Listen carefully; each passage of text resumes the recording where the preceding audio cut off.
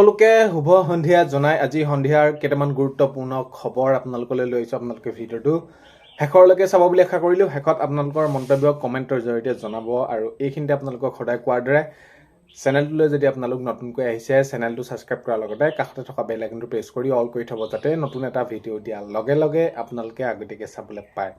যদি ভিডিঅ'টো চাই ভাল পায় লাইক এটা কৰি দিব আৰু শ্বেয়াৰ কৰি দিব বুলি আশা কৰিলোঁ। আজি হৈছে 5 এপ্ৰিল। আজি 5 এপ্ৰিলৰ সন্ধিয়াৰ খবৰকেইটা আপোনালোকে চাওক। প্ৰথমটো খবৰ হৈছে ৰাইজে যি বিচাৰে তাকেই দিম। এতিয়া এনেদৰে মন্তব্য কৰিছে যিহেতু আগন্তুক 26 নিৰ্বাচন আহি আছে। নিৰ্বাচনৰ প্ৰাকখনত নিৰ্বাচনী প্ৰচাৰ চলাই থকা দেখা গৈছে। প্ৰচাৰৰ মাজতে এনেদৰে মন্তব্য কৰিছে, ৰাইজক উদ্দেশ্যি এনেদৰে কথা কৈছে। এইখিনি কথা কৈছে হাগ্ৰামা মহিলাৰী। হাগ্ৰামী মহিলাৰীয়ে কৈছে যে যদি পাহাৰ বনাবলৈ কয় পাহাৰো বনাই দিম আৰু ৰাইজে যি বিচাৰে তাকেই হ'ব, তাকেই দিম বুলি এনেদৰে মন্তব্য কৰিছে। নেক্সট খবৰ হৈছে নিজেই যোৰহাটৰ পৰা জিকি প্ৰথমতে দেখুৱাওক। তাৰ পৰা তেওঁলোকে যি বৰ অসম গঢ়িম বুলি কৈছে সেই কথা কওক। এনেদৰে কটাক্ষ কৰিছে ভূপেন বৰা ডাঙৰীয়াই গৌৰৱ গগৈ ডাঙৰীয়াই।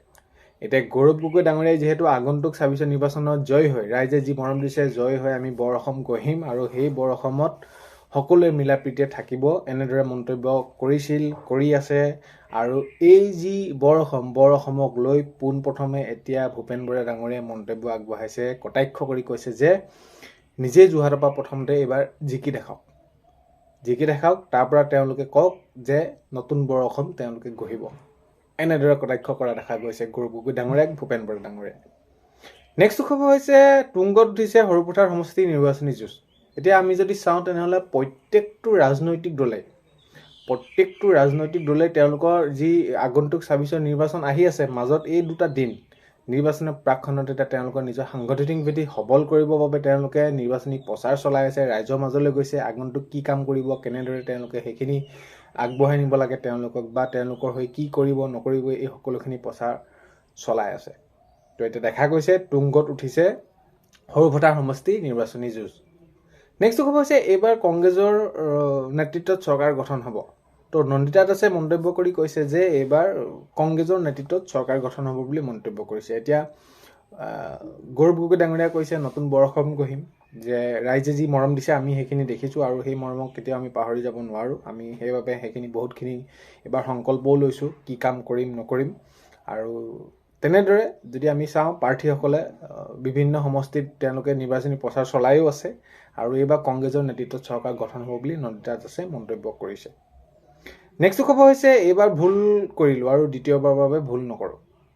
যোৰহাটবাসী কিছু লোকে এতিয়া মন্তব্য কৰিছে যে এবাৰ ভুল কৰিলোঁ মানে গৌৰৱ গগৈ ডাঙৰীয়াক যি সাংসদ ৰূপে তেওঁলোকে নিৰ্বাচিত কৰি পঠিয়ালে আৰু এতিয়া এইবাৰ দ্বিতীয়বাৰ এই যি তেওঁলোকে এইবাৰ প্ৰাৰ্থিত্ব লাভ কৰিছে বিধানসভাত, এইবাৰত আৰু ভুল নকৰোঁ বুলি এনেদৰে মন্তব্য আগবঢ়াইছে যোৰহাটবাসী কিছু লোকে মন্তব্য কৰিছে যে এবাৰ ভুল কৰিলোঁ আৰু এইবাৰ ভুল নকৰোঁ। তো আগন্তুক সময়ত গম পোৱা যাব কি কেনেদৰে আগবাঢ়ে। নেক্সট খবৰ হৈছে অখিল গগৈ এইবাৰ খুব বেয়াকৈ হাৰিব। দিলীপ শইকীয়া ডাঙৰীয়াই অখিল গগৈ ডাঙৰীয়াক কটাক্ষ কৰি কৈছে যে এইবাৰ অখিল গগৈ ডাঙৰীয়াক কটাক্ষ কৰিছে দিলীপ শইকীয়া ডাঙৰীয়াই কৈছে যে অখিল গগৈ এইবাৰ বহুত বেছি বেয়াকৈ হাৰিব। শিৱসাগৰ ৰাইজে বিজেপিক যেনেদৰে আঁকোৱালি লৈছে, যিদৰে আগবাঢ়ি আহিছে সেইখিনি মই নিজেই দেখিছোঁ আৰু সেয়াক লৈ আমাৰ বহুত বেছি চিন্তাৰ প্ৰয়োজন নাই। বিজেপিক তেওঁলোকে সেইখিনি জয়যুক্ত কৰাব আৰু এইবাৰ অখিল গগৈ এইবাৰ বহুত বেছি বেয়াকৈ হাৰিব। নেক্সট খবৰ হৈছে খুমটাই বিজেপি প্ৰাৰ্থী মৃণাল শইকীয়াৰ ব্যাপক প্ৰচাৰ অভিযান, নিৰ্বাচনী প্ৰচাৰ অভিযান। সেয়া প্ৰত্যেকটো সমষ্টিতে মই কৈছোঁৱেই, প্ৰতিটো দলৰ প্ৰাৰ্থীয়ে নিজৰ সাংগঠনিক ভেটি সবল হ'বৰ বাবে ৰাইজৰ মাজলৈ গৈছে, নেতা কৰ্মীসকলৰ মাজলৈ গৈছে, প্ৰচাৰ চলাইছে আৰু এতিয়া দেখা গৈছে তেওঁলোকে খুমটাই বিজেপি প্ৰাৰ্থী মৃণাল শইকীয়াৰ ব্যাপক নিৰ্বাচনী প্ৰচাৰ প্ৰতিটো দলৰে।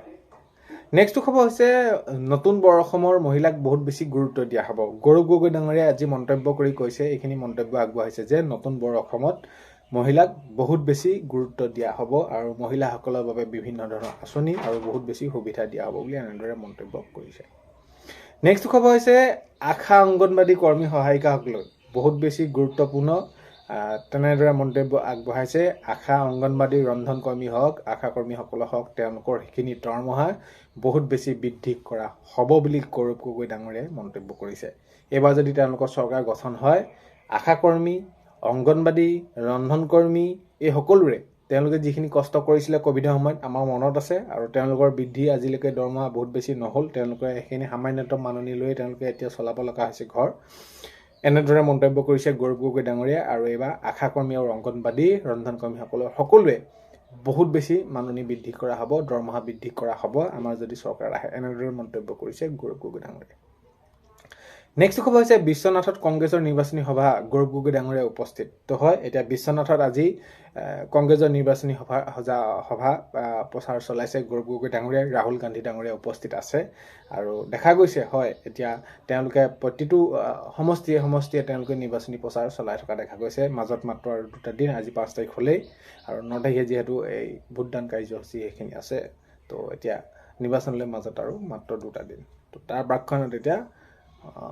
প্ৰতিটো সমষ্টিতে তেনেদৰে নিৰ্বাচনী প্ৰচাৰ চলাই আছে নেক্সট খবৰ হৈছে 3 লাখ মহিলাক চৰকাৰী চাকৰি দিয়া হ'ব গৌৰৱ গগৈ ডাঙৰীয়াই মন্তব্য কৰিছে এনেদৰে জনাইছে যে অসমৰ মহিলাক প্ৰায় 3 লাখ মহিলাক চৰকাৰী চাকৰি দিয়া হ'ব যদি আমাৰ আগন্তুক সময়ত চৰকাৰ গঠন হয় ৰাইজে আমাক যিদৰে মৰম দিছে আমিতো নতুন বৰষম গঢ়াত সেইখিনি আমি আগভাগ ল'মেই আৰু এতিয়া প্ৰায় চৰকাৰ গঠন হোৱাৰ লগে লগে 3 লাখ মহিলাক চৰকাৰী চাকৰি দিয়া হ'ব বুলি মন্তব্য কৰিছে গৌৰৱ গগৈ ডাঙৰীয়াই নেক্সট খবৰ হৈছে অভয়াপুৰী বিধানসভা সমষ্টিত মুখ্যমন্ত্ৰী বিজয় সংকল্প সভা তেতিয়া মাননীয় মুখ্যমন্ত্ৰী মহোদয় আমি যদি চাওঁ তেনেহ'লে বেক টু বেক তেওঁলোকে নিৰ্বাচনী প্ৰচাৰ চলাই আছে আৰু অভয়াপুৰীত বিধানসভা সমষ্টিত মুখ্যমন্ত্ৰী বিজয় সংকল্প সভা মাননীয় মুখ্যমন্ত্ৰী মহোদয়ে নিৰ্বাচনী প্ৰচাৰ ইটো সমষ্টিৰ পৰা আন এটা সমষ্টিলৈ তেনেদৰে চলাই থকা দেখা গৈছে প্ৰাৰ্থীসকলৰ হৈ আৰু ৰাইজৰ পৰা যিখিনি মৰম পাইছে সেইখিনি বহুত বেছি তেওঁ আশা কৰিছে আগন্তুক সময়ত বিজেপি চৰকাৰে হ'ব নেক্সট খবৰ হৈছে অভয়াপুৰী উন্নয়নৰ বাবে 200 কোটি টকা দিয়া হ'ব মুখ্যমন্ত্ৰী মহোদয়ে কৈছে যে অভয়াপুৰী যি উন্নয়নৰ বাবে আগন্তুক সময়ত 200 কোটি টকা তেনেদৰে তেওঁলোকক দিয়া হ'ব এনেদৰে মাননীয় মুখ্যমন্ত্ৰী মহোদয়ে মন্তব্য কৰিছে নেক্সট খবৰ হৈছে বাংলাদেশী মিয়াসকলে ভাবে যে আমিয়ে কেৱল ভোট দিব পাৰোঁ ভোট দিলে তেওঁলোকে জয়যুক্ত তেওঁলোকৰ মতে যোনটো পাৰ্টি জিকিব সেই তেনেদৰে তেওঁলোকে ভাবে কিন্তু আমি এবাৰ কৰি দেখাব লাগে যে আমি ভোট দিলেও যেকল খুলেঞ্জিয়া আছো আমি লোকসকলে আমি ভোট দিলেও যে আমাৰ জয় হ'ব বিজেপি জয় হ'ব এনেদৰে মন্তব্য কৰিছে মুখ্যমন্ত্ৰী মহোদয়ে কৈছে যে আপোনালোকে এবাৰ ভোট দি জয়যুক্ত কৰাব মিয়াই কেৱল ভোট দিলে যে জয় হয় বা ভোট দিব জানে এনেকুৱা ধৰণৰ কথা নহয় নেক্সট খবৰ হৈছে আটাইতকৈ উলট পালট কাম কৰি থকা মুখ্যমন্ত্ৰীজনে হৈছে ভাৰতৰ ভিতৰত 1 নম্বৰ মুখ্যমন্ত্ৰী হ'ল হিমন্ত বিশ্ব শৰ্মা উলট পালট ইটো হিটো কৰি থকা এনেদৰে কটাক্ষ কৰিছে ৰাহুল গান্ধী ডাঙৰীয়াই যিহেতু নিৰ্বাচনী প্ৰচাৰ চলাবৰ বাবে আজি অসমলৈ আহিছে আৰু এইখিনি তেনেদৰে কৰা দেখা গৈছে কটাক্ষ কৰি আটাইতকৈ উলট পালট কৰি থকা মুখ্যমন্ত্ৰীজনে হৈছে হিমন্ত বিশ্ব শৰ্মা নেক্সট খবৰ হৈছে মই আজি মোৰ অৱস্থা বহুত বেছি বেয়া বহুতে বেছি এটা দুখ লগা চেয়াৰমান আলী ডাঙৰীয়াই এনেদৰে মন্তব্য কৰিছে চেয়াৰমান আলী ডাঙৰীয়াই মন্তব্য কৰিছে যে মোৰ আজি অৱস্থা বহুত বেছি বেয়া আৰু মোৰ অৱস্থা সঁচাকৈ বহুত বেছি দুখ লগা আজি 5 এপ্ৰিলৰ সন্ধিয়া খবৰ এইকেইটাই আপোনালোকক জনালো ভিডিঅ'টো শেষলৈকে চোৱাৰ বাবে বহুতে বেছি ধন্যবাদ ভিডিঅ' প্ৰথমতে কোৱাৰ দৰে চেনেলটোলৈ যদি আপোনালোক নতুনকৈ আহিছে ছাবস্ক্ৰাইব কৰাৰ লগতে কাষতে থকা বেল আইকনটো প্ৰেছ কৰি অল কৰি থব যাতে নতুন এটা ভিডিঅ' দিয়াৰ লগে লগে আপোনালোকে আগতীয়াকৈ চাবলৈ পায় আজিলৈ ইমানেই অন্য এটা ভিডিঅ'তে লগ পোৱাৰ আশাৰে বাই